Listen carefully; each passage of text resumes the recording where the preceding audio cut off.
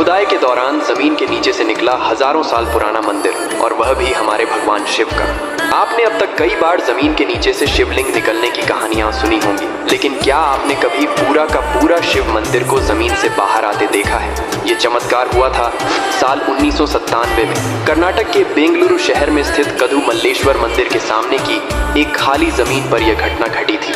जब वहां मजदूर खुदाई कर रहे थे, तभी अचानक उन्हें एक काले पत्थर का टुकड़ा दिखाई दिया। जैसे जैसे खुदाई आगे बढ़ती गई, उन्हें समझ आया कि वह कोई साधारण पत्थर नहीं, बल्कि भगवान शिव के वाहन नंदी महाराज की एक प्राचीन मूर्ति है। लेकिन सबसे हैरान कर देने वाली बात यह थी कि नंदी महाराज की मूर्ति के मुख से पानी की जलधारा बह रही थी। फौरन इसकी सूचना भारतीय पुरातत्व सर्वेक्षण विभाग ASI को दी गई। ASI की टीम जब मौके पर पहुंची और जांच की, तो यह चौंकाने वाला खुलासा हुआ कि यह नंदी महाराज की मूर्ति लगभग 1000 साल पुरानी है। विभाग ने यह जानने के लिए और खुदाई को आगे बढ़ाया कि नंदी महाराज के मुख से जो जलधारा बह रही है, वह आखिर आती कहां से है और जाती कहां है। लेकिन थोड़ी और खुदाई के बाद जो दृश्य सामने आया, उसने हर किसी को हैरान कर दिया, क्योंकि नंदी महाराज के ठीक नीचे दबा हुआ था एक पूरा का पूरा शिव मंदिर। उस मंदिर में थी सुंदर नक्काशी, कई प्राचीन मूर्तियां और एक शांत झील जिसके बीचों बीच स्थित था एक शिवलिंग।